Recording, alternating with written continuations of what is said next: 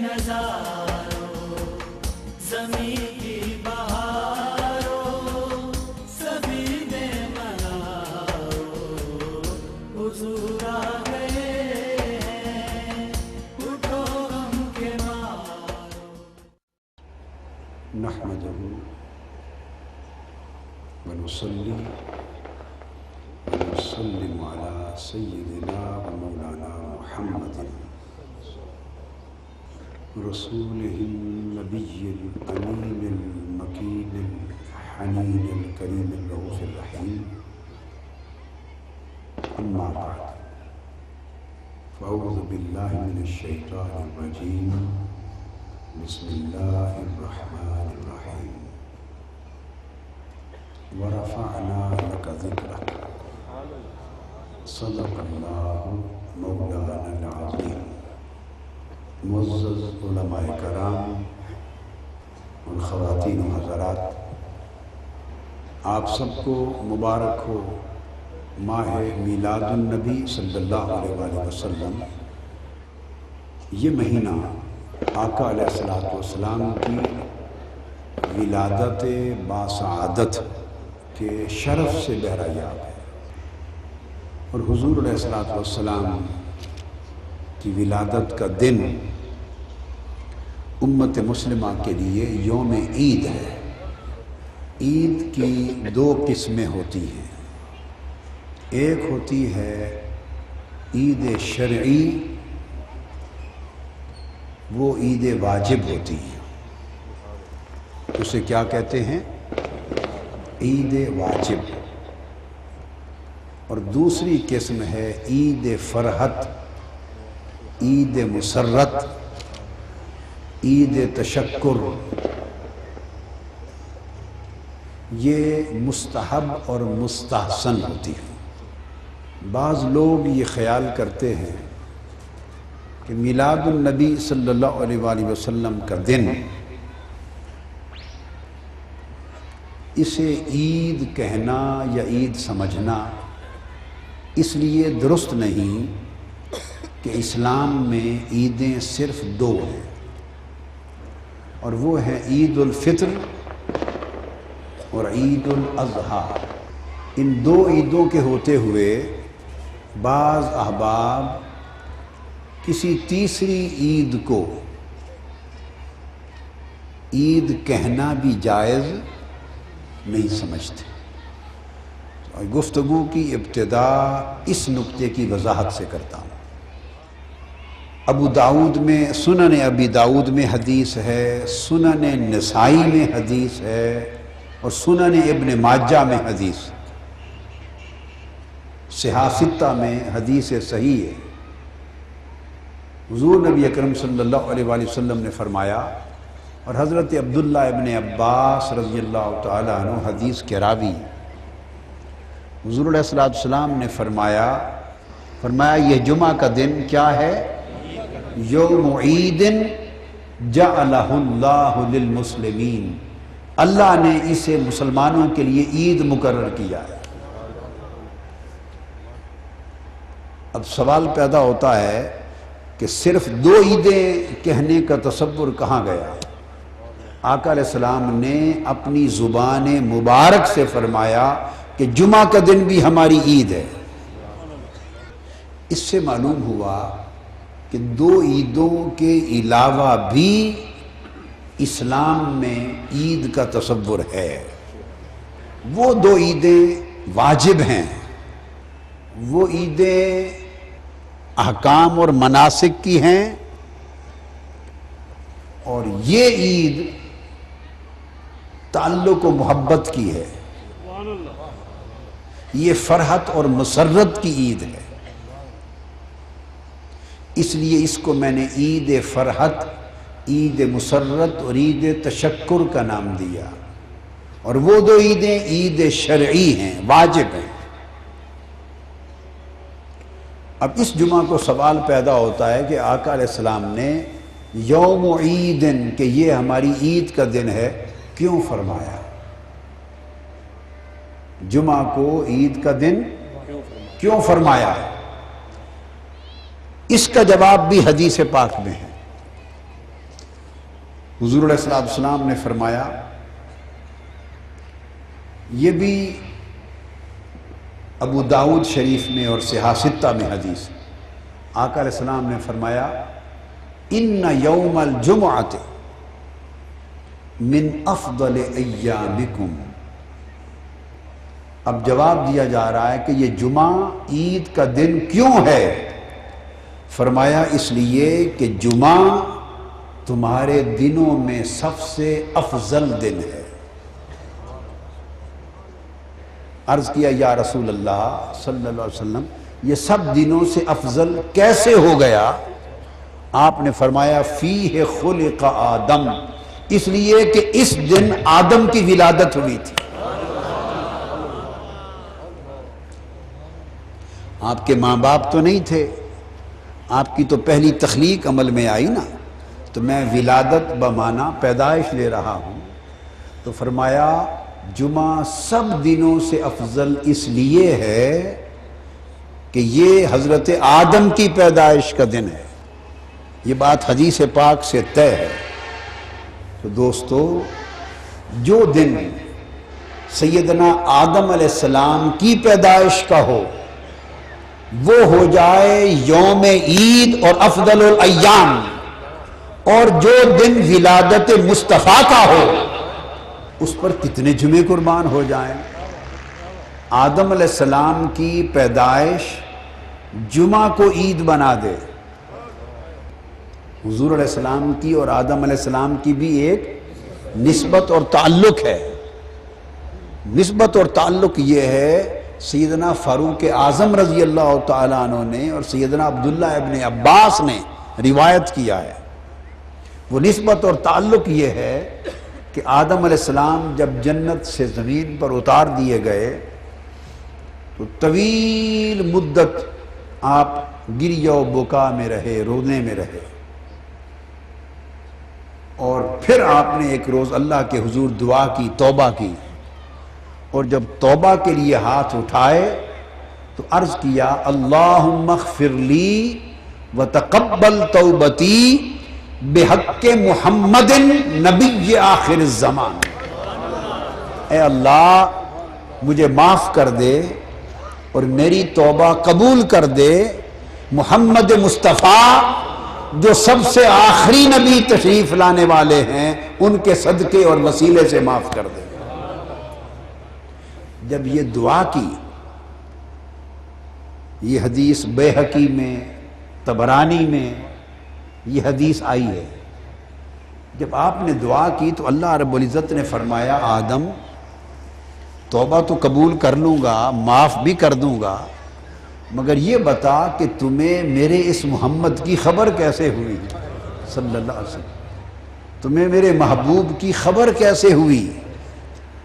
تو آدم علیہ السلام نے عرض کیا باری تعالیٰ جب تو نے مجھے پیدا کیا اور جنت میں رکھا اور میں نے اپنا سر اٹھا کر جنت کو دیکھا تو میں نے عرش کے ہر پائے پر اور جنت کے درخت کے ہر پتے پر اور محلات جنت کے ہر دروازے پر یہ لکھا دیکھا تھا لا الہ الا اللہ محمد الرسول اللہ۔ میں اس دن سمجھ گیا تھا کہ یہ کوئی خدا کا بڑا ہی محبوب ہے کہ جنت کے ایک ایک پتے پر جس کا نام اس نے اپنے نام کے ساتھ جوڑ کر لکھ رکھا ہے۔ سو میں نے اس دن جان لیا تھا اور آج وہ جاننا میرے کام آ گیا، تو میں نے حضور کا واسطہ دے کر تجھ سے معافی مانگی۔ اللہ تبارک و تعالیٰ نے پھر حضور کے اس وسیلے سے آدم علیہ السلام جس سبب سے حبوط ہوا تھا معافی عطا فرما دی، معافی عطا فرما دی۔ یہ بتا رہا ہوں یہ آدم علیہ السلام کا حضور سے تعلق ہے، ایک نسبت ہے۔ اور پھر جب حضرت حوا بھی پیدا ہوئی اور اللہ رب العزت نے چاہا کہ آدم اور حوا کے درمیان نسبت زوجیت قائم کر دی جائے، حضرت حوا کو حضرت آدم کی زوجہ بیوی بنا دیا جائے، تو فرمایا کہ تمہارا آپس میں نکاح کرتے ہیں۔ نکاح ہوا تو آدم علیہ السلام نے عرض کیا باری تعالیٰ نکاح تو حوا سے میرا ہو جائے گا میں مہر کیا ادا کروں، مہر کیا ادا کروں؟ اللہ پاک نے فرمایا تم دونوں مل کر میرے مصطفیٰ پہ 20 مرتبہ درود پڑھ لو۔ حضرت آدم علیہ السلام اور حضرت حوا نے مل کے 20 بار حضور پہ درود و سلام پڑھا۔ اس مہر سے عقد اور نکاح ہوا، اور حضور کے اوپر اس درود و سلام کے نتیجے میں اس عقد سے آپ ہم سارے پیدا ہوئے پڑے۔ یہ ساری کائنات حضور کے درود و سلام کے مہر کی اولاد ہے۔ سب نبی ولی سب انسان اولاد ہے کس نکاح کی؟ جو نکاح حضور پہ درود و سلام سے منعقد ہوا۔ اگر ہم اولاد ہی درود و سلام والے نکاح کی ہوں تو اس درود و سلام سے دوری ہمیں زیب نہیں دیتی۔ یہ آدم علیہ السلام کا آقا علیہ السلام سے تعلق ہے۔ تو سمجھانا مقصود یہ ہے کہ جن کے توسل سے آدم علیہ السلام کی توبہ قبول ہو، ان کی پیدائش کا دن افضل الایام اور یوم العید ہو جائے، اور جس دن آقا علیہ السلام کی اپنی ولادت ہو اس دن کی عظمت و افضلیت کا عالم کیا ہوگا۔ اس لیے کل جمعوں کی اور کل افضل دنوں کی فضیلتیں یوم میلاد مصطفیٰ کی فضیلت پہ قربان ہو جاتی ہیں۔ آپ اس میلاد پاک کی خوشیاں منا رہے ہیں، اس میلاد کے جشن منا رہے ہیں صلی اللہ تعالی علیہ وآلہ وسلم۔ پھر حضور علیہ الصلوۃ والسلام نے چونکہ یہ جمعہ پیدائش حضرت آدم کا دن ہے، اس لیے آپ نے فرمایا فَأَكْثِرُوا عَلَيَّ مِنَ الصَّلَاةِ فِيهِ، سو اس جمعہ کے دن مجھ پر کثرت سے درود و سلام پڑھا کرو۔ پیدائش حضرت آدم کی ہے اور درود و سلام مجھ پر کثرت سے پڑھا کرو، اس لیے کہ جب مجھ پر کثرت سے درود و سلام پڑھو گے تو نہ صرف میرا سینہ ٹھنڈا ہوگا، یہ ٹھنڈک آدم علیہ السلام تک جائے گی کہ جن کا نکاح اس درود و سلام سے منعقد ہوا تھا، جن کا عقد زوجیت اس درود و سلام پر قائم ہوا تھا، تو گویا کل نبیوں کے سینے ٹھنڈے ہو جائیں گے جمعہ کے دن حضور علیہ السلام پر درود و سلام پڑھنے سے۔ تو یوں ہر جمعہ، اب جمعہ کی الگ سے کوئی فضیلت نہ تھی، اس کی فضیلت صرف حضرت آدم کی پیدائش کی نسبت سے بنی، باقی فضیلتیں اس وجہ سے بعد میں ایڈ ہوئی، جمع ہوئی۔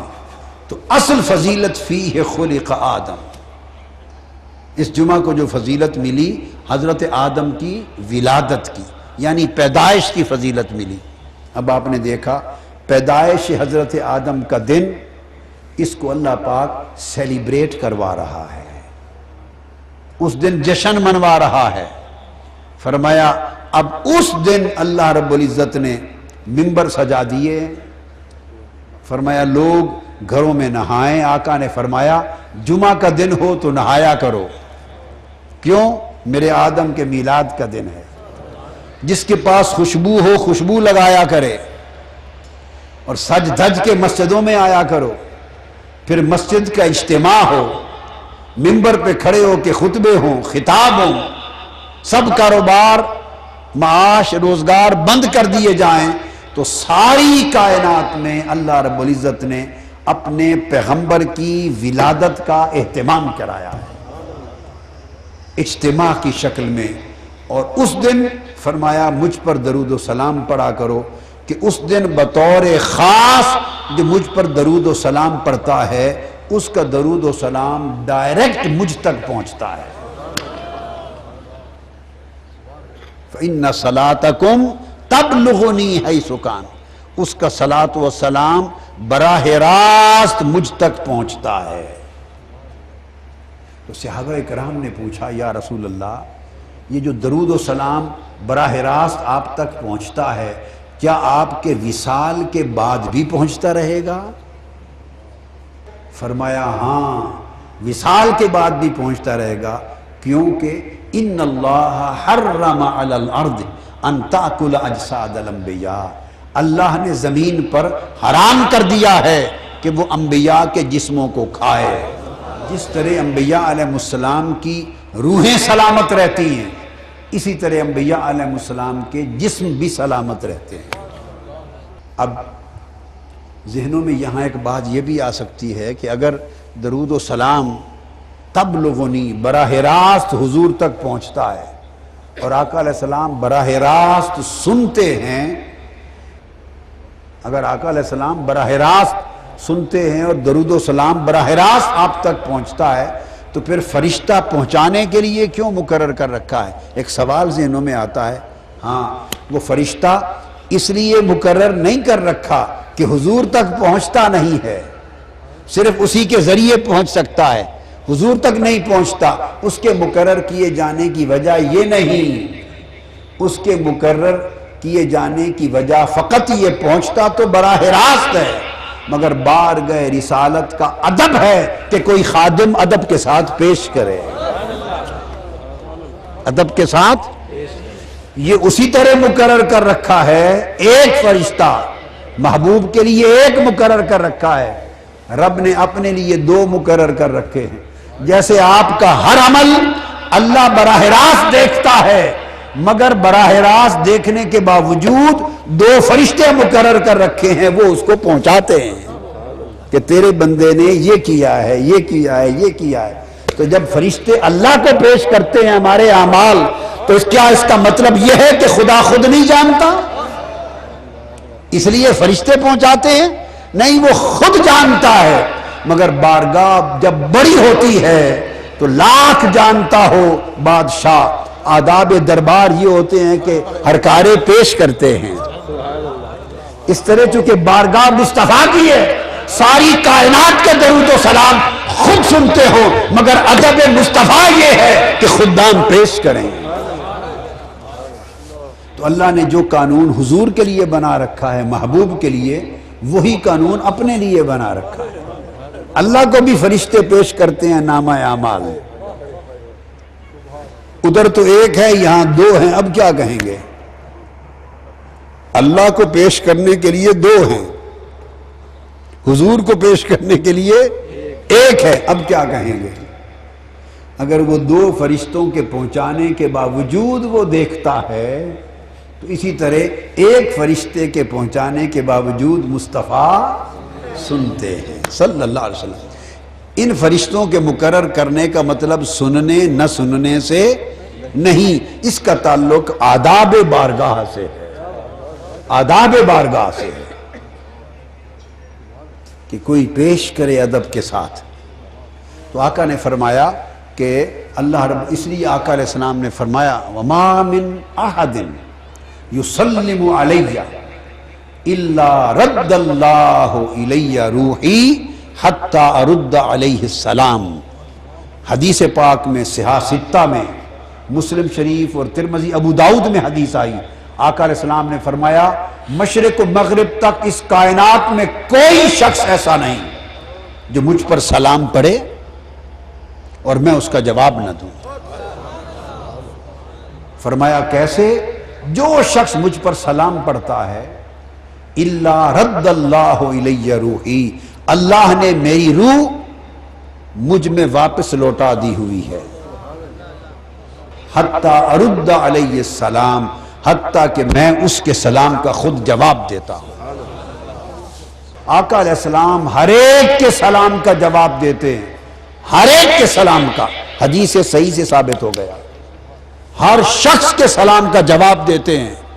ان کے جواب دینے میں کوئی فرق نہیں، فرق یہ ہے کوئی سن لیتے ہیں، کئی سن نہیں سکتے۔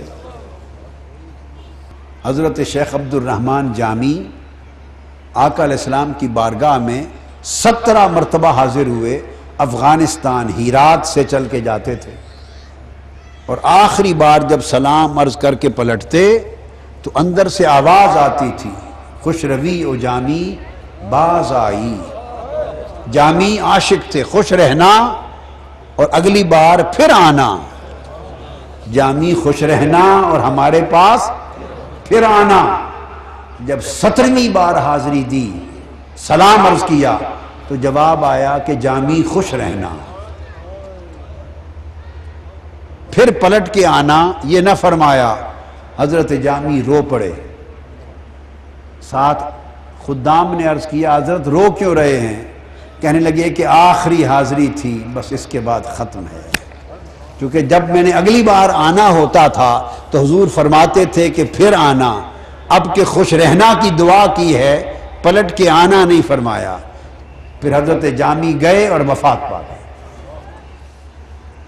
اور ایسے لوگ بھی ہیں، آج بھی ہیں اور قیامت تک ہوں گے کہ وہ نماز میں تشہد کے وقت جب آقا علیہ السلام کی بارگاہ میں سلام عرض کرتے ہیں اور کہتے ہیں السلام علیک ایھا النبی ورحمۃ اللہ وبرکاتہ، تو ایسے لوگ ہیں اللہ کی عزت کی قسم اور تاجدار کائنات کے گنبد خضرا کی قسم، سلام عرض کر کے اس وقت تک اگلا کلمہ نہیں پڑھتے جب تک مصطفیٰ کی بارگاہ کا جواب نہیں آتا۔ یہ تو تعلق کی بات ہے۔ اگر ہم نہ سن سکیں تو اس کا مطلب یہ نہیں ہے کہ آقا نے جواب نہیں دیا۔ قرآن مجید نے کئی جگہوں پر انبیاء علیہ السلام کے میلاد کا اللہ نے ذکر کیا۔ قرآن میں میلاد کہتے ہیں ولادت کو، اور یوم میلاد جس دن نبی کی ولادت ہوئی وہ یوم میلاد ہے۔ سورہ مریم کو پڑھیے، حضرت یحییٰ علیہ السلام کے لیے اللہ پاک نے فرمایا وَسَلَامٌ عَلَيْهِ يَوْمَ وُلِدَ وَيَوْمَ يَمُوتُ وَيَوْمَ يُبْعَثُ حَيًّا، اور سلام ہو یحییٰ پر اس کے میلاد کے دن، سلام ہو یحییٰ پر اس کے یوم میلاد کو، اور اس کی یوم وفات کو، اور اس کی یوم بعثت ثانیہ پر۔ سلام ہو یحییٰ پر جس دن اس کا میلاد ہوا، ولادت ہوئی، جس دن اس کا وصال ہوگا اور جس دن وہ دوبارہ اٹھایا جائے گا۔ تو اللہ رب العزت نے پیغمبر کی کل زندگی میں سے 3 دنوں کو خاص طور پہ چن لیا۔ یہ بتائیے کیا ان 3 دنوں کے علاوہ اللہ پاک اپنے نبی کی زندگی میں سلامتی نہیں بھیجتا؟ ہر روز بھیجتا ہے۔ جب پیغمبر کے زندگی کے ہر دن وہ اپنی سلامتی بھیجتا ہے اور اپنی رحمت بھیجتا ہے اور اپنی برکت بھیجتا ہے، ہر دن بھیجتا ہے، تو پھر ان 3 دنوں کے انتخاب کا مطلب کیا ہوا؟ مطلب یہ ہوا کہ اللہ رب العزت نے اعلان کر دیا کہ یوں تو پیغمبر کی زندگی کا ہر دن میری سلامتی کا دن ہے، مگر ان سب دنوں میں خصوصیت کا دن ہے جس دن میرے پیغمبر کا میلاد ہوتا ہے، یوم ولدہ۔ اب بعض لوگوں کے ذہن میں اگر خیال آئے کہ ولادت کے دن کی خاص اہمیت آپ کیوں مناتے ہیں؟ یہ تو انگریزوں نے بنا رکھا ہے برتھ ڈے اور ولادت کا دن اور پیدائش کا دن۔ پیدائش کے دن کی کوئی خاص اہمیت اسلام میں نہیں ہے۔ اگر کسی کے ذہن میں نادانی اور کم علمی کے باعث یہ خیال آئے تو اسے دور کر لینا چاہیے، بابا پیدائش کے دن کی اہمیت تو خدا نے مقرر کی ہے۔ یہ کہہ کر کہ سلام علیہ یوم ولد، سلام ہو میرا کس دن؟ یحییٰ پر جس دن اس کا میلاد ہوا، یوم میلاد۔ یہ بات ہو گئی۔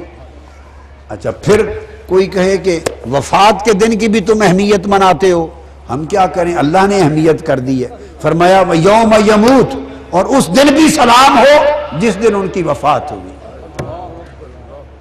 تو گویا اللہ والوں کے 2 دن خاص ہو گئے، ایک میلاد کا دن، ایک وفات کا دن، ایک میلاد کا دن، ایک وفات کا دن۔ اب اسی سورہ مریم میں آگے سیدنا عیسیٰ علیہ السلام کے کلام آپ خود عرض کرتے ہیں باری تعالیٰ کی بارگاہ میں وَالسَّلَامُ عَلَيَّ يَوْمَ وُلِدتُّ وَيَوْمَ أَمُوتُ وَيَوْمَ أُبْعَثُ حَيًّا، اور سلام ہو مجھ پر جس دن میرا میلاد ہوا۔ اللہ نے فرمایا سلام ہو یحییٰ پر جس دن اس کا میلاد ہوا. میری بات سمجھیں. تو گویا پیغمبر کے میلاد کے دن سلام پڑھنا خدا کی سنت ہو گئی. اللہ سلام بھیج رہا ہے. سلام علیہ یوم ولد. تو پیغمبر کے یوم میلاد کو سلام پڑھنا اللہ کی سنت ہوئی. اور پھر اگلی آیت میں پیغمبر کے یوم میلاد پر سلام پڑھنا پیغمبر کی سنت ہوئی. حضرت عیسیٰ کی اپنی فرماتے ہیں خود سلام ہو مجھ پر جس دن میرا میلاد ہوا. تو گویا میلاد کے دن نبیوں پر سلام پڑھنا خدا کی بھی سنت ہے، انبیاء کی بھی سنت ہے. دوسرے نبیوں کی بات تھی تو ان کی ولادت کا اور میلاد کا ذکر تو اللہ رب العزت نے صرف سلام سے کیا. کیا کیا؟ صرف سلام سے. میلاد کے دن حضور کی بات آئی، آقا علیہ السلام کی بات آئی تو فرمایا محبوب ان کے تو ولادت کے دن صلاۃ و سلام پڑھتا ہوں، تیری زندگی کا ہر دن میں نے یوم میلاد بنا رکھا ہے. ان اللہ وملائکتہ یصلون علی النبی. تیرے اوپر میں فرشتوں کو ہر وقت اٹینشن کیے رکھتا ہوں، کھڑا کیے رکھتا ہوں. تیرے اوپر صبح و شام لمحہ بلمحہ ہر وقت ہر گھڑی ہر ساعت ہر دن ہر شام محبوب مصطفیٰ تیرا ہر یوم میلاد ہے. تجھ پر درود و سلام پڑھتا رہتا ہوں، تجھ پر درود و سلام پڑھتا رہتا ہوں. تو باری تعالیٰ پھر حضور کے ولادت کی بات کیا ہوئی؟ فرمایا ان پر ولادت کے دن سلام پڑھا تھا اور محبوب تیرے ولادت کے دن کی قسم کھاتا ہوں.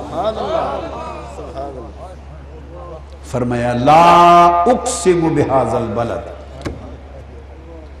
وانت حل بهذا البلد ووالد وما ولد. یہ تیسری آیت کوٹ کی ہے میں نے میلاد کے سلسلے میں. فرمایا میں اس شہر مکہ کی قسم کھاتا ہوں. میں اس شہر مکہ کی بولیے قسم کھاتا ہوں. باری تعالیٰ کیوں؟ وَأَنْتَ حِلٌّ بِهَذَا الْبَلَدِ. اے حبیب میرے محبوب اس شہر مکہ کی قسم اس لیے کھاتا ہوں کہ تیری جائے سکونت ہے. وَأَنْتَ حِلٌّ بِهَذَا الْبَلَدِ. اس لیے مکہ کی قسم کھاتا ہوں کہ تیرا شہر سکونت ہے.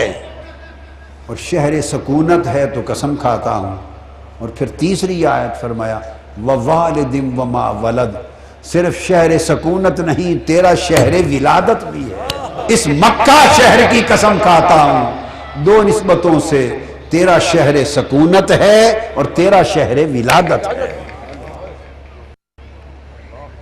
آپ بات کو سمجھے؟ شہر ولادت کیسے؟ شہر سکونت کی قسم کھا کر اگلی قسم کھائی وَوَالِدٍ.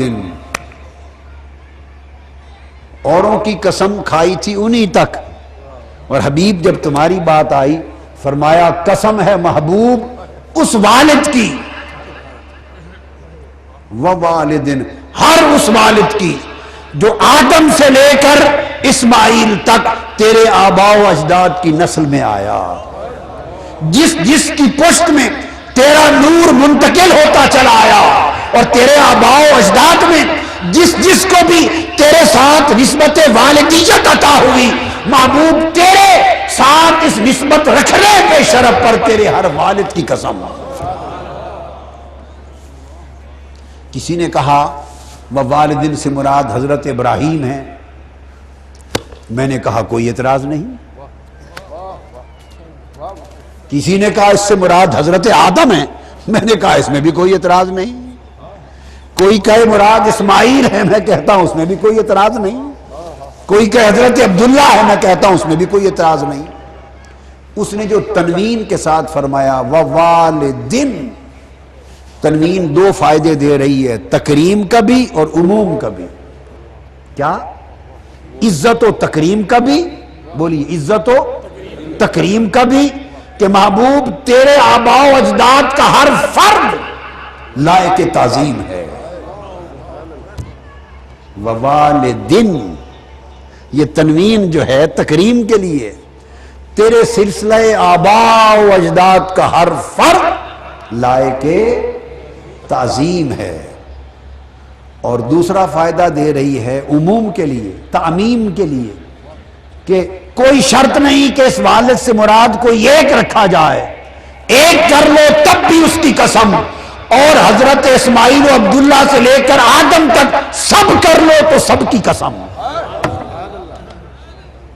سب کی قسم۔ ووالدن، محبوب قسم ہے والد کی، قسم ہے۔ اب اس پر کوئی جتنا چاہے اپنے دماغ کو گھما لے، جتنا گھما لے پھرا لے، حضور سے ہٹ نہیں سکتا۔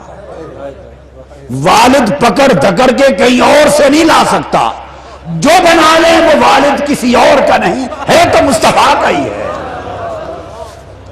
خواہ والد کہہ لیں، خواہ دادا کر لیں، خواہ پردادا کر لیں، شکر دادا کر لیں، 40 پشت اوپر کر لیں، 70 پشت اوپر کر لیں، کسی اور کے والد کی قسم نہیں، قسم ہے تو والد مصطفیٰ کی ہے۔ کوئی کہے اس میں حضور کے والد کا کہاں ذکر ہے؟ میں مانتا ہوں، اچھا چلو آپ بتا دیں، پھر حضور کے والد کا نہیں تو کس کے والد کی قسم ہے؟ کس کے والد کی قسم کھائی جا رہی ہے؟ اللہ لوگوں کے والدوں کی قسم کھاتا پھرتا ہے؟ وہ تو اپنے اس شہر کی کعبے کی وجہ سے قسم نہیں کھاتا، اس نے کہا شہر مکہ کی قسم میں نے کعبے کی وجہ سے نہیں کھائی، میرا گھر ہے، مصطفیٰ کے گھر کی وجہ سے کھائی ہے۔ یہاں میرا گھر بھی ہے۔ کعبہ کس کا گھر ہے؟ بولو نا، کعبہ کس کا گھر ہے؟ فرمایا حبیب اس مکہ شہر میں 2 گھر ہیں، حرم میں آؤ تو میرا گھر ہے، سارا جہان میرے گھر کے طواف کے لیے آتا ہے۔ سین کعبہ سے نکل کے سوق اللیل میں آمنہ کی گلی میں چلے جاؤ تو وہاں تیرا گھر ہے۔ تو میرے حبیب میں نے مکہ کی قسم کھائی ہے، گھر میرا بھی یہی تھا، پر اپنے گھر کی وجہ سے نہیں، وَأَنْتَ حِلٌّ بِهَٰذَا الْبَلَدِ، تیرا گھر اس شہر میں ہے، تیرے گھر کی وجہ سے قسم کھائی ہے۔ تو شہر کی قسم تو کھا رہا ہے مصطفیٰ کے گھر سے، تو والد کی کس کی قسم کھا رہا ہے؟ اب میری بات سمجھے، اللہ کا اپنا والد تو ہے نہیں، لم یلد ولم یولد، نہ اس کا والد ہے نہ اس کا ولد ہے، نہ باپ نہ بیٹا۔ تو میں نے ایک مہمہ پیدا کر دیا، اگر کوئی انکار کرے تو اسی سے پوچھ لو، پھر بتا دو کس کے والد کی قسم ہے۔ سنیں، اگر قسم ہوتی سیدنا ابراہیم علیہ السلام کی صرف انہی کے لیے، اگر ان کی قسم انہی کی خاطر ہوتی تو سیدھا نام لے لیا جاتا، قسم ہے ابراہیم کی، قسم ہے موسیٰ کی، قسم ہے اسماعیل کی، قسم ہے آدم کی۔ اگر ان کی قسم ان کی وجہ سے ہوتی تو ان کا نام لیتے، ان کا والد کیوں کہا جاتا؟ اور والد کوئی ہوتا کیوں کر ہے؟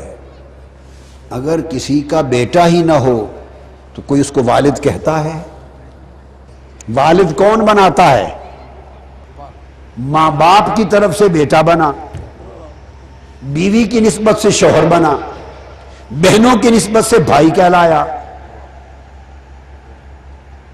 پھوپھیوں پھوپھڑوں کی نسبت سے بھتیجا کہلایا، خالاؤں کی نسبت سے بھانجا کہلایا، تو باپ کہلایا۔ والد وہ کس نے بنایا اسے؟ وہ بیٹے نے بنایا۔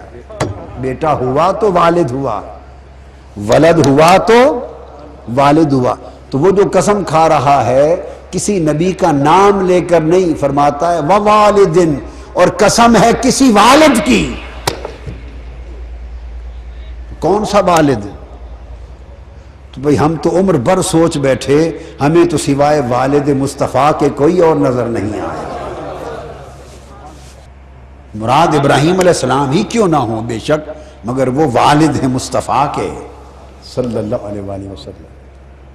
اور اس میں ایک اشارہ بھی ہے، جب ابراہیم علیہ السلام نے کعبہ تعمیر کر لیا تو جو دیواریں اونچی ہونے لگی تو ایک پتھر اٹھا کے لے آئے، اس پتھر پہ کھڑے ہو گئے تو ساتھ ساتھ پتھر بھی اونچا ہوتا جاتا۔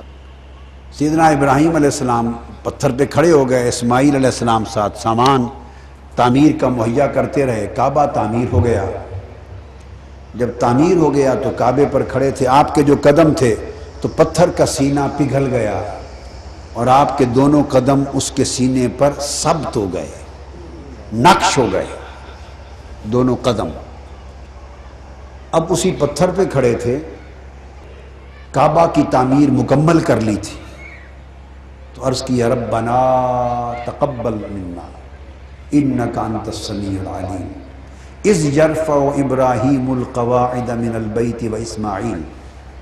جب آپ دونوں نے مل کر دیواریں کھڑی کر لی کعبے کی اور تعمیر مکمل ہو گئی تو عرض کرنے لگے باری تعالی ہماری محنت مزدوری قبول فرما، اور کچھ نہیں مانگتے، بس ایک ہی اجرت مانگتے ہیں اس مزدوری میں، وہ عطا کر دے۔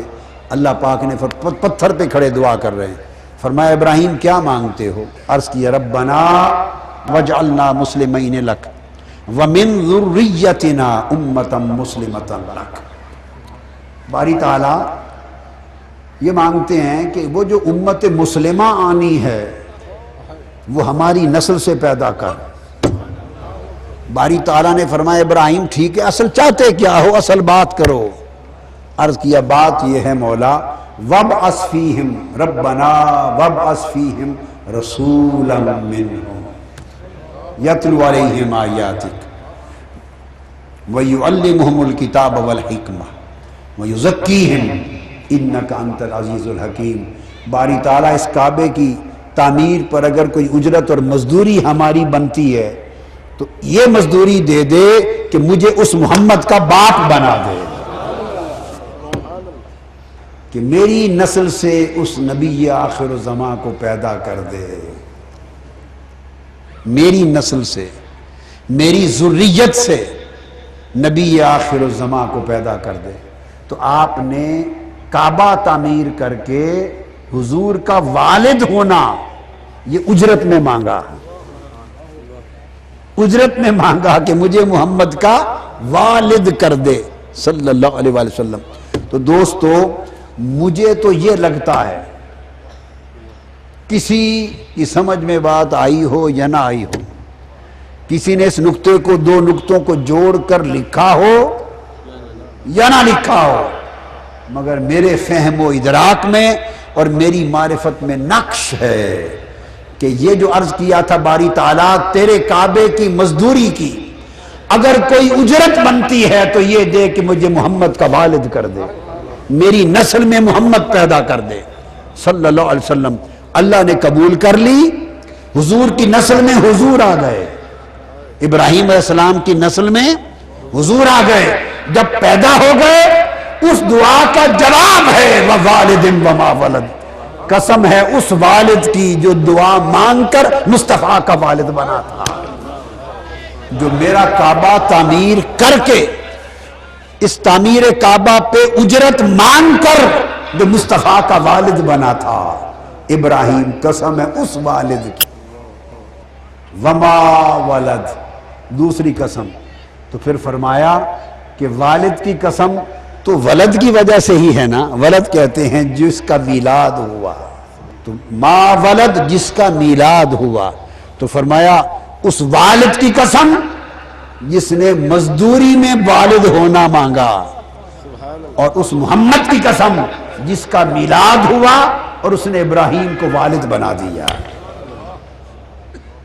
تو حضور کے میلاد کی قسم کھائی، شہر میلاد کی قسم کھائی، حضور کی نسبت سے والد کی قسم کھائی۔ تو آپ نے دیکھا آقا علیہ السلام کے میلاد کا تذکرہ اللہ رب العزت نے کتنے حسین پیرائے میں کیا ہے۔ اور پھر جو خاص بات ہے وہ یہ کہ وہ قدموں کے نشان کبھی نہ مٹے۔ پیغمبر کا معجزہ ہوتا ہے جس پتھر پہ پیغمبر قدم رکھتا ہے وہ پگھل جاتا ہے۔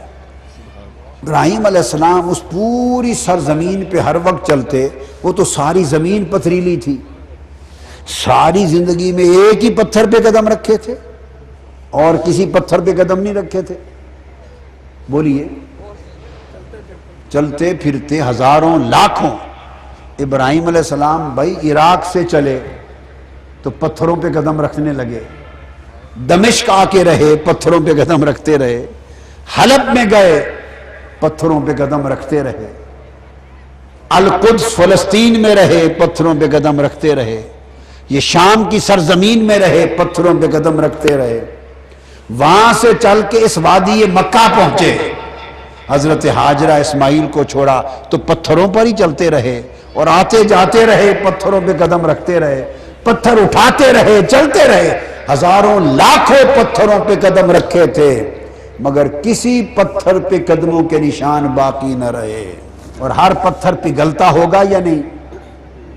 پیغمبر کا معجزہ ہے، جہاں قدم رکھتے پگھل جاتا، تو لاکھوں قدم رکھے ہوں گے اور لاکھوں پتھر پگھلے ہوں گے اور لاکھوں پتھروں کے سینوں پر حضرت ابراہیم علیہ السلام کے قدموں کے نشان نقش ہوئے ہوں گے، مگر آج کائنات میں وہ نقش نہیں ملتے، ایک پتھر پہ قدموں کا نقش محفوظ ہے، باقی نقش مٹ گئے، پتھر گم گئے، نقش مٹ گئے، بلا دیے گئے، ایک نقش کعبے کے سینے میں کھڑا ہے، وہ نہیں مٹا۔ کیوں؟ اگر اس پتھر پہ ان قدموں کے نشانوں کی نسبت صرف والد کی طرف ہوتی، والدن صرف والد سے ہوتی تو یہ بھی مٹ جاتا، اس کی نسبت وما ولد سے تھی،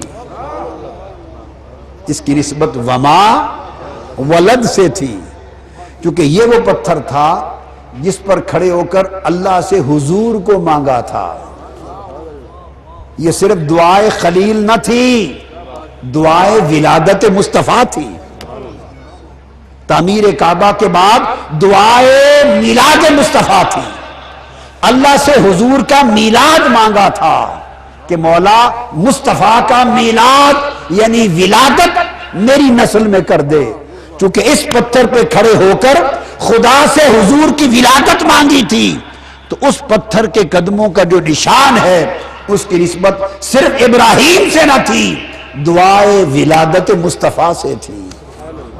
4000 سال گزر گئے، سب پتھروں کے نشان مٹ گئے، مگر وہ نشان نہ مٹا کیونکہ اس پتھر پہ کھڑے ہو کر حضور کی ولادت کی دعا مانگی تھی۔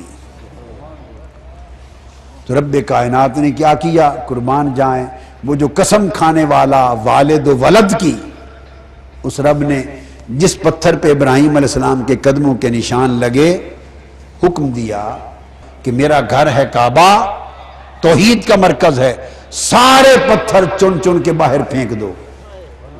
360 پتھر پڑے تھے، بت بنے ہوئے، چبوترے بنے ہوئے، 360 چبوترے، سارے کے سارے اٹھا کے پھینک دیے۔ اس کی باری آئی، یہ بھی ایک چبوترا ہے، پتھر ہے، نشان لگے ہوئے ہیں قدموں کے، اس کو بھی پھینک دے؟ فرمایا نہیں، اس پہ مصطفیٰ کی یادگار ہے۔ تو صحن کعبہ جو مرکز توحید ہے، مرکز توحید، اس سے سارے پتھر نکال دیے گئے ہیں، مگر ابراہیم کے قدموں کے نشان کا پتھر ثبت کر دیا گیا ہے۔ اور ترا یہ کہ صرف محفوظ ہی نہیں رکھا، فرمایا آؤ اس گھر کا طواف کرو، اور جب طواف کر لو تو کعبے کی طرف اس سمت کھڑے ہو کے 2 نفل پڑھو کہ تمہارے اور میرے کعبے کے درمیان ابراہیم کے قدموں کے نشان آ جائیں، اس پتھر کو سامنے کر لو۔ وَاتَّخِذُوا مِن مَقَامِ إِبْرَاهِيمَ مُصَلَّى، مقام عربی زبان میں کہتے ہیں کھڑے ہونے کی جگہ، یہ اس میں ظرف ہے، قیام کی جگہ، کھڑے ہونے کی جگہ، جہاں قدم رکھ کر کھڑا ہوا جائے اس کو مقام کہتے ہیں۔ فرمایا جس جگہ میرے ابراہیم قدموں کے بل کھڑا ہوا تھا اس پتھر کو اپنے سامنے رکھ لو اور پھر میری عبادت کرو۔ اتنی تکریم دی۔ اور ایک بات اور کہہ دوں جو آپ نے کبھی نہیں سنی ہوگی، نہ مجھ سے نہ کسی اور سے چونکہ میں پہلی بار بتا رہا ہوں آپ کو، پہلے کبھی میں نے کسی خطاب میں غالباً یہ بیان نہیں کیا۔ وہ جو پتھر نشان لگا ہے قدموں کا، اسے محفوظ رکھا گیا۔ ایک وجہ تو بتا دی کہ یہ وہ نشان ہے جو یادگار ہے دعائے ابراہیم، دعائے ولادت مصطفیٰ کی یادگار ہے، ٹھیک۔ اور دوسرا سبب یہ ہے، تاریخ مکہ کی کتب میں آتا ہے اور قریش بیان کرتے ہیں، قریش مکہ، وہ کہتے ہیں کہ جب حضور علیہ السلام بعثت ہو گئی اور آ گئے، ہم حضرت ابراہیم کے قدموں کے نشان اس پتھر پہ دیکھتے تھے۔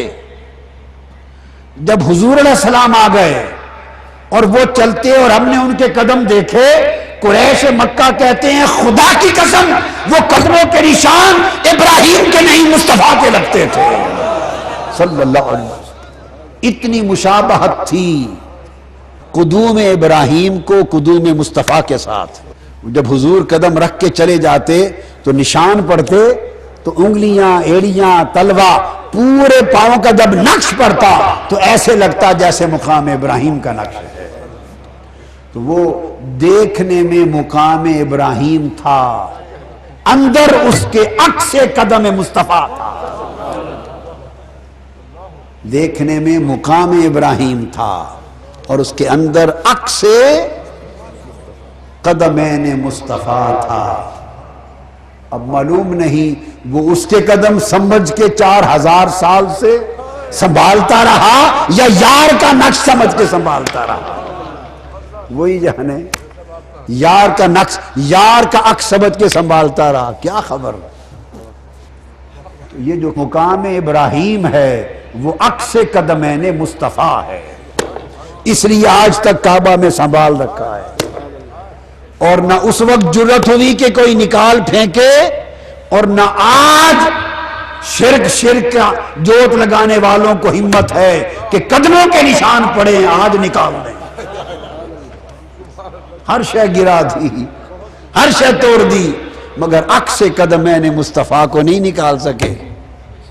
کعبے میں گڑے پڑے اور ہر کوئی اسی طرف منہ کر کے نماز پڑھتا ہے، اس کے بغیر طواف ہی نہیں ہوتا۔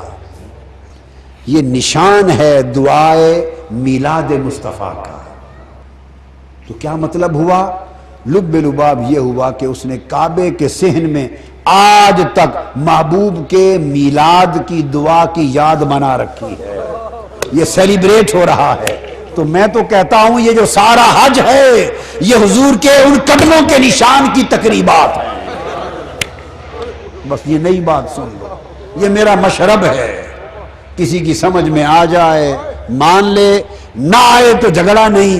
سودا یہ ہے کہ سارا حج مصطفیٰ کے قدموں کی سیلیبریشن ہے، تقریب عکس قدمین مصطفیٰ ہے، یاد ہے حضور کی دعائے میلاد کی، بس اس کے ارد گرد پھیرے لگواتا پھرتا ہے، پھیرے۔ اب کپڑے اتار دو، یہ شلوار قمیض کوٹ پینٹ ٹائی جو اپنے گھروں میں پہنتے اتار دو، اجلی ستھری نئی دو چادریں پہن کے آ جاؤ تاکہ لباس بھی کوئی پرانا میلا نہ ہو، یار کا عکس دیکھنے جو آنا ہے۔ ناخن بھی نہ کاٹو، بال بھی نہ ترشباؤ، خوشبو نہ لگاؤ، باری تعالیٰ عجیب لگیں گے تو کہاں یہی عاشق تو بنانا چاہتا ہوں، ہائے دیوانوں کی طرح ترے آؤ، دیوانے بن کر آؤ، فرزانے بن کر نہ آؤ۔ امامہ ٹوپی سنت ہے، فرمایا یہ سارا کچھ اتار دو، ٹوپیاں اتار دو، امامے اتار دو، جبے اتار دو، کبے اتار دو، ننگے سر آ جاؤ۔ اس لیے کیوں؟ فرمایا کہ ٹوپیاں امامے سر پہ عزت کی علامت ہے، یہاں اپنے سر کی عزتیں جھکا کر جھک کر آ جاؤ مصطفیٰ کی بات۔ لوگ کہتے ہیں کہ یہ ادائیں کیا ہوتی ہیں اسلام میں، اور اداؤں کو نبھانا کیا ہوتا ہے، اور عاشقی کیا ہوتی ہے، اور سیلیبریشن کیا ہوتی ہے، اور تقریبات کیا ہوتی ہیں۔ نادانوں تمہیں کیا خبر، حج سارا ہی تقریبات ادا کا نام ہے، اداؤں کی تقریبات ہیں، اور کیا ہے۔ پھر عرفات چلے جاؤ، کہاں؟ زوال سے مغرب تک عرفات پہنچ جاؤ، وہاں کیا کریں؟ جو تمہاری مرضی میں آئے۔ کوئی خاص صورتیں پڑھنی ہیں؟ کوئی نہیں، کوئی خاص قسم کے نفلوں کی تعداد ہے؟ کوئی نہیں. کوئی خاص وظیفے ہیں؟ کوئی نہیں. جو پڑھنا چاہو پڑھ لو. اور کسی کو کچھ نہیں آتا تو نہ صحیح. تو باری تعالیٰ کرنا کیا ہے عرفات میں؟ فرمایا بس اس جگہ آ کے جمع ہو جاؤ. کیوں ہو جاؤ؟ وہ تمہیں خبر نہیں ہے جب میں نے آدم کو اتارا تھا وہ سراندیپ کے پہاڑوں میں اترا، حوا ادھر اتری، دونوں ایک دوسرے کو تلاش کرتے کرتے کرتے اس میدان میں آئے تو ایک دوسرے کو مل پڑے. اس میدان میں جمع ہوئے تھے تو عرفات ایک دوسرے کو پہچان لیا تھا. عرفات نام ہی پہچاننے کا ہے. بس یہ آدم و حوا کی ملاقات کی یاد ہے. تم بھی اس میدان میں آ کے تھوڑا وقت گزار لو آدم کی یاد میں، یہی تمہارا حج ہے. تیری دید غریباں دا حج ہو گئے. یہ حج ہے. چلے تھے لمبا سفر کر کے کہ پتہ نہیں کیا کیا ہوگا، بس وہاں پہنچ جاؤ اور آ جاؤ. یہ حج ہو گیا. کیوں؟ بھئی یہاں میرے آدم و حوا ملے تھے، بس اس جگہ تم بھی آ جاؤ، ایک لمحہ گزار لو، حج ہو گیا. پھر مینا میں آ جاؤ اچھے بھلے چنگے سمجھدار عقل مند شعور والے. اب وہاں ستون کے 3 پتھر اونچے اونچے ستون بنے ہوئے ہیں، کنکریاں اٹھا لو اور مارو کہ شیطانوں کو مار رہے ہیں. کوئی عقل مند غیر مسلم اگر آپ سے پوچھ لے کہ یہ شیطان کھڑے، آپ کہیں گے نہیں. تو کنکریاں کیوں مار رہے ہیں؟ یہ آپ کو انہوں نے تو شیطان نے تو، اگر وہ کہے گا اسلام کی روایت کو بھی مان لیں تو شیطان کو تو کنکریاں حضرت اسماعیل نے اس لیے ماری تھی کہ وہ روکتا تھا کہ آپ کے والد حضرت ابراہیم آپ کو شہید کرنے جا رہے ہیں، ذبح کرنے جا رہے ہیں، تو آپ نے کنکریوں سے بھگا دیا. اب کون سا اسماعیل جا رہا ہے اور کون سا ابراہیم ذبح کرنے جا رہا ہے؟ کون سا شیطان روکنے آ رہا ہے اور کس کو کنکریوں سے بھگایا جا رہا ہے؟ تو سما ہی نہیں ہے. اب کنکریاں مارتے ہیں اور مارتے بھی پتھروں کو ہیں، اور بنائے ہوئے بھی سعودیوں کے کنکریاں مارتے ہیں. کیوں مارتے ہیں؟ بولی ہے کوئی عقل کے پاس جواب؟ عقل قرباں کن بپیش مصطفیٰ. عقل کے پاس جواب نہیں، عشق کے پاس جواب ہے. جہاں عقل لاجواب ہو جائے وہاں عشق جواب دیتا ہے. مجنو کتے کے تلوے چوم رہا تھا. عقل والوں نے پوچھا پاگل ہو، پلید شے ہے کتا، اس کے تلوے چومنا کو عقل کی بات ہے؟ اس نے کہا میں نے کب کہا کہ عقل کا کام کر رہا ہوں، میں تو عشق کا کام کر رہا ہوں. پائے سگ بوسیدہ مجنو خلق گفتنی چبود، گفت گاہے گاہے ای در کوے لیلا رفت بود.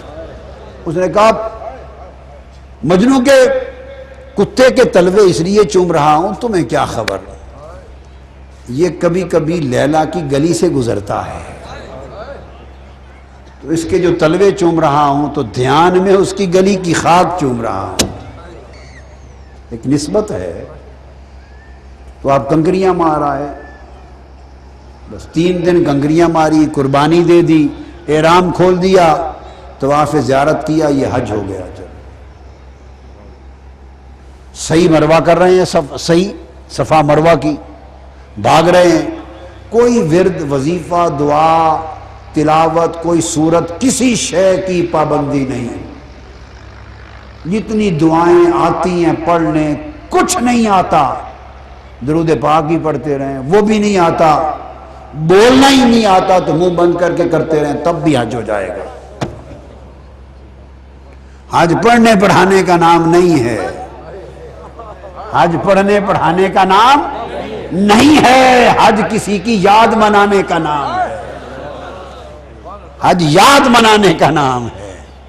بس وہ وہاں بلا کے یاد مناتا ہے اور ہم ہر سال مصطفیٰ کے میلاد کی یاد مناتے ہیں. تو یاد منانا اسلام کا مغز ہے.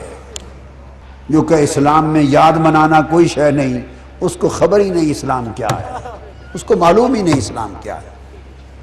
ارے یہ جو 5 نمازیں پڑھتے ہیں یہ بھی یاد ہے کسی کی. حضرت آدم علیہ السلام کی جب توبہ قبول ہوئی تو صبح کا وقت تھا. انہوں نے قبول توبہ پر شکرانے کے 2 نفل پڑھے، وہ 2 نفل اس کی یاد ہماری نماز فجر بن گئی۔ یہ آدم علیہ السلام کے نفلوں کی یاد ہے، یہ ہماری فجر کی نماز ہو گئی۔ اللہ رب العزت نے حضرت ابراہیم علیہ السلام کو بیٹا حضرت اسحاق عطا کیا، ظہر کا وقت تھا، آپ نے بیٹے کے ملنے پر شکرانے کے 4 نفل پڑھے، ابراہیم کا شکرانہ ہماری نماز ظہر بن گئی۔ حضرت عزیر علیہ السلام 100 سال کے بعد زندہ ہوئے،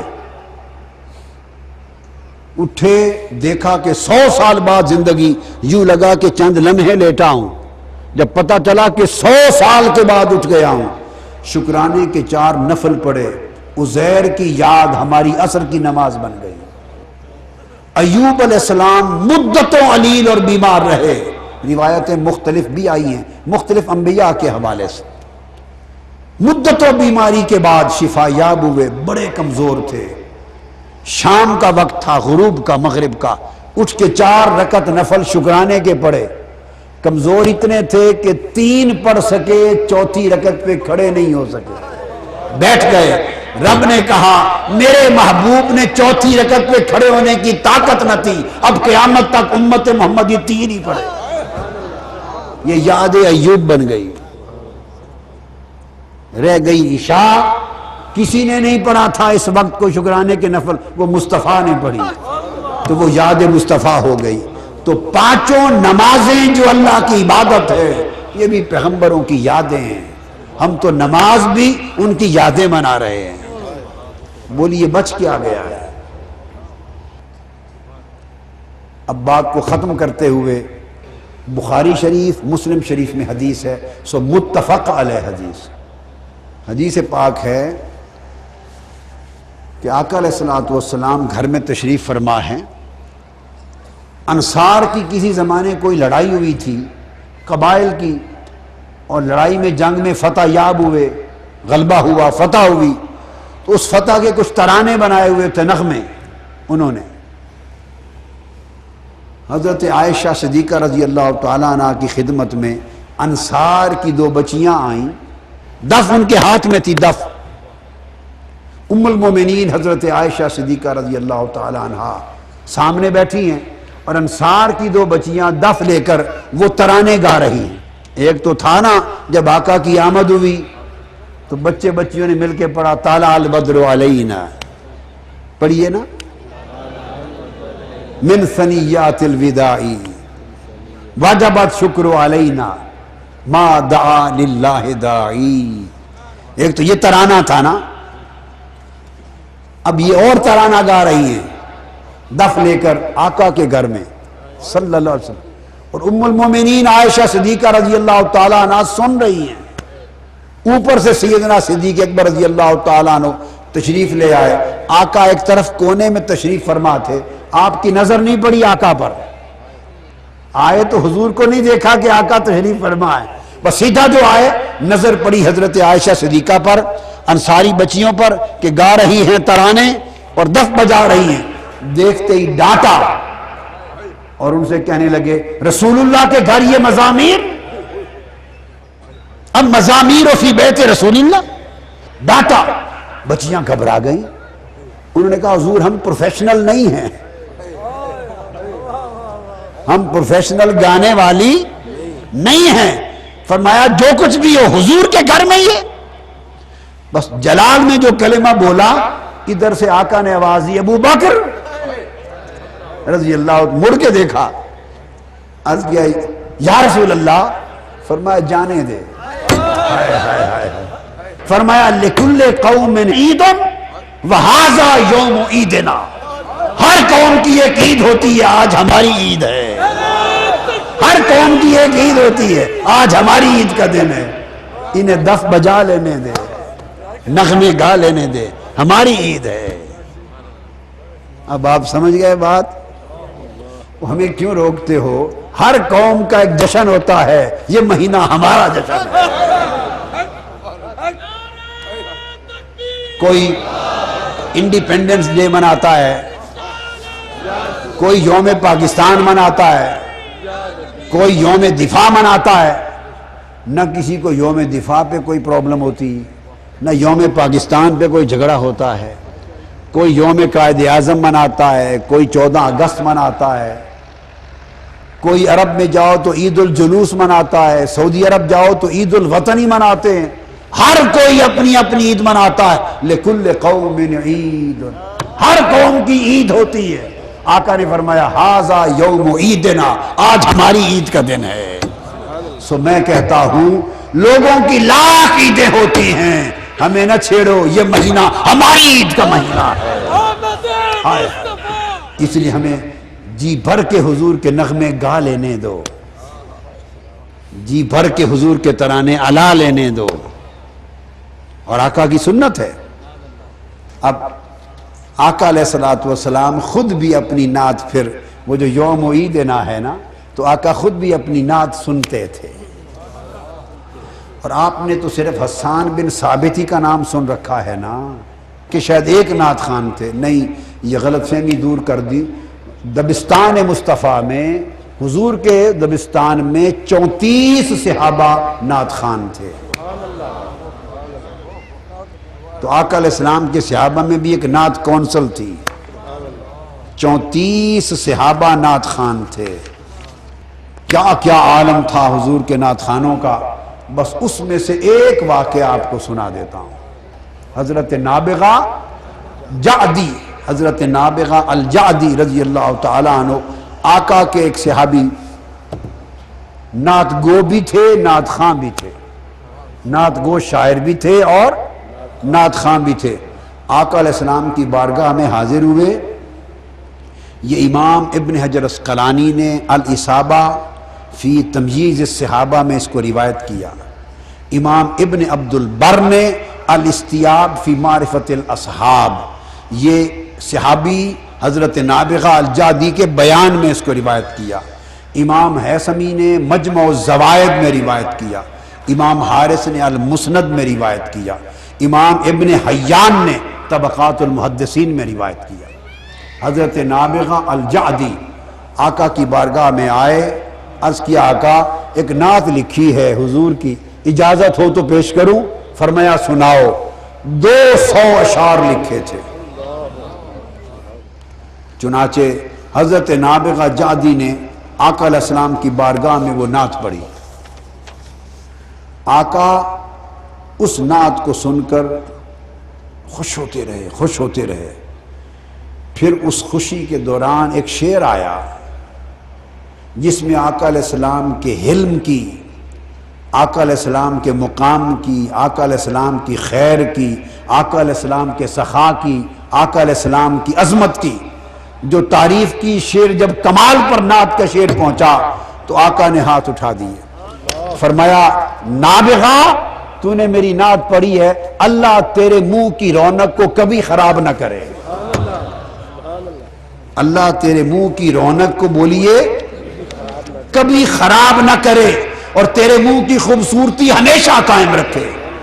آقا نے دعا کر دی اس نعت پر۔ اب کتب سیر میں آتا ہے کہ نابغہ جعدی کی عمر 120 برس تک گئی۔ بعض صحابہ کہتے ہیں ہم نے 100 سال بعد بھی اس کو دیکھا، اور عمر بر حضور کی دعا تھی کہ تیری رونق تیرے منہ کی خراب نہ ہو۔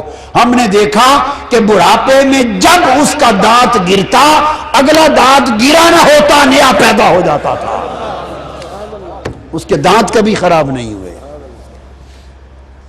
ادھر دانت گرتا، ادھر نیا دانت اگاتا۔ تو آقا علیہ الصلوۃ والسلام نعت خانوں پر اتنا کرم کرتے، نعت خانوں پر اتنا، اور وہ معروف نعت جسے قصیدہ بردہ کہتے ہیں، آپ کے ذوق کے لیے بات سنا دیتا ہوں۔ مضمون مکمل کر دیا میں نے، جتنی بات آج بتانا چاہتا تھا۔ یہ قصیدہ بردہ شریف جو لکھا امام شرف الدین بصیری نے، امام شرف الدین بصیری رحمۃ اللہ علیہ، ان کا مزار مصر میں اسکندریہ کے شہر میں ہے۔ 2 ولیوں کے مزار آمنے سامنے ایک ہی جگہ پر ہیں، ایک ہی چوک میں۔ ایک چوک ہے، بڑا خوبصورت چوک ہے، تو اس چوک کے اس طرف حضرت شیخ ابو العباس المرسی کا مزار ہے، یہ امام ابو الحسن شاذلی کے خلیفہ اعظم ہیں، اور ادھر سامنے امام شرف الدین بوصیری کا مزار ہے۔ شیخ ابو العباس المرسی وہ بزرگ ہیں، مجھے دونوں مزارات کی حاضری اور زیر زمین تہ تک جا کے حاضری کا شرف نصیب ہوا، اندر جا کر۔ شیخ ابو العباس المرسی وہ بزرگ ہیں، فرماتے ہیں لو حجبت انی رسول اللہ صلی اللہ علیہ وآلہ وسلم طرفت عین ما عددت نفسی من زمرۃ المسلمین۔ فرماتے ہیں خدا کی قسم اگر ایک لمحے کے لیے آقا کا چہرہ انور میری نگاہ سے اوجھل ہو جائے تو میں اس لمحے خود کو کافر سمجھتا ہوں۔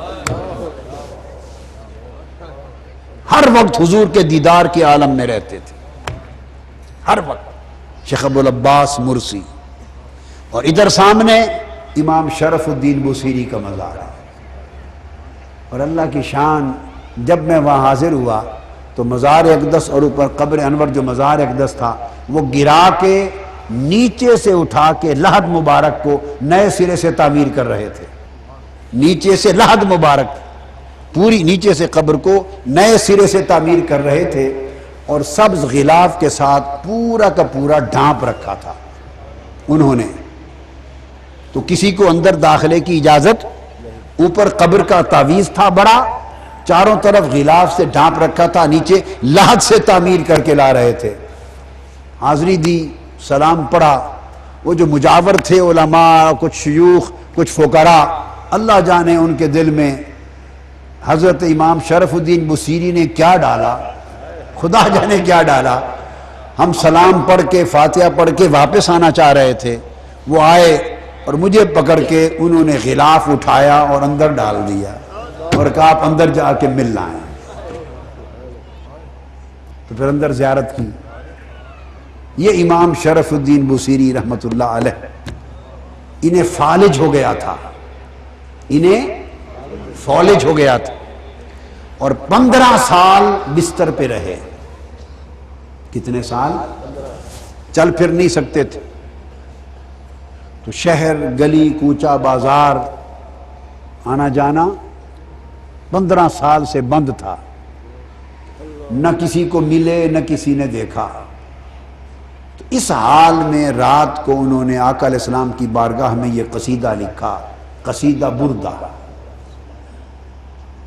بردہ کہتے ہیں چادر کو، یہ نام انہوں نے نہیں رکھا، ان کا نام کیا ہے؟ القصیدۃ المحمدیہ۔ 166 اشعار پہ مشتمل قصیدہ لکھا، اور لکھ کر آقا علیہ السلام کی بارگاہ میں پیش کیا، مکمل کر لیا۔ اور چونکہ مفلوج تھے تو بیڈ پر ہی تھے، رات کو آقا علیہ السلام خواب میں تشریف لائے، اور آقا علیہ السلام نے فرمایا بوصیری ہمیں وہ قصیدہ سنا دے۔ تو عالم خواب میں آقا علیہ السلام کی مجلس میں بیٹھ کے حضرت بوصیری نے وہ قصیدہ پڑھا۔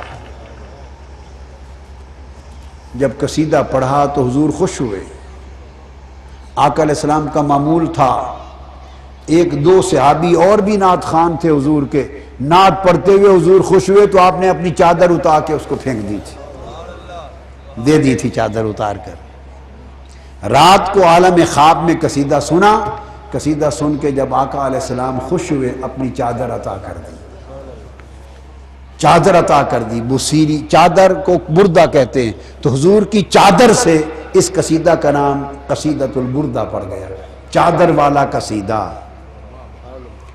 آقا علیہ السلام نے دست یکدست پھیرا اور خواب میں شرف الدین بوصیری کو شفا یاب کر دی، خواب میں شفا یاب کر دی۔ صبح اٹھے تو ان کا خیال تھا کہ خواب میں حضور نے دست یکدست پھیرا تھا، شفا یابی تو خواب کی بات ہے، اب وہ ظاہری صحت تندرستی تو نہیں ہوگی، دیکھوں تو صحیح۔ اٹھ کے کوشش کی تو اٹھ کے بیٹھ گئے، قدم رکھا تو چل پڑے۔ 15 سال سے جو فالج تھا، رات دست مصطفیٰ کی برکت سے شفا یاب کر دی۔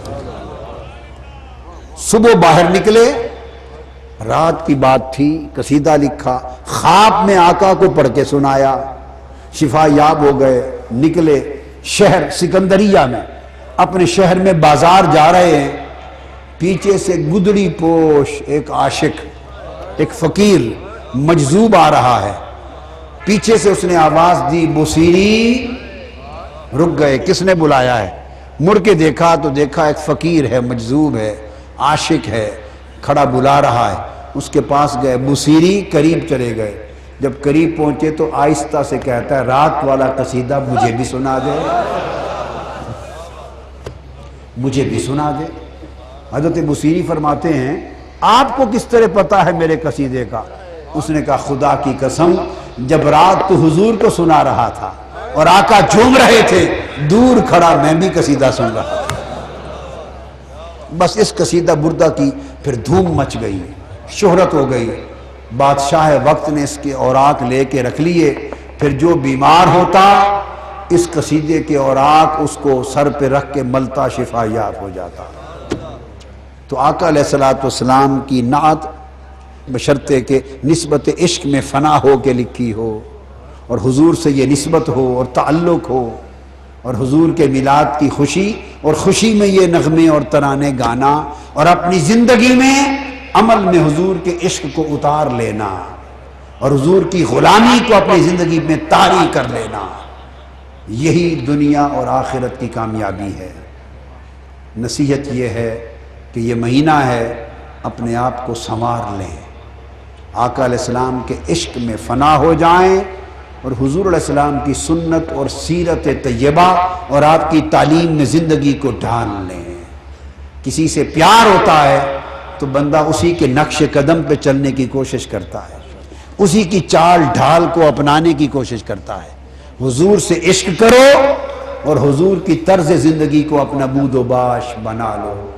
اگر آقا کے رنگ میں ڈھلے نہیں تو سمجھیں کہ محبت خام ہے، کچی ہے، جھوٹی ہے۔ تو من حضور کے عشق میں بھرا ہو اور تن حضور کی اطاعت میں ڈھلا ہو۔ اللہ تبارک و تعالی یہ توفیق عطا کرے، اپنی زندگیوں کو بدلنے کی کوشش کرو اس مبارک مہینے میں، تاکہ آقا علیہ السلام کی بارگاہ میں جائیں تو حضور ہمیں دیکھ کر خوش ہوں۔ وما علینا الا البلاغ۔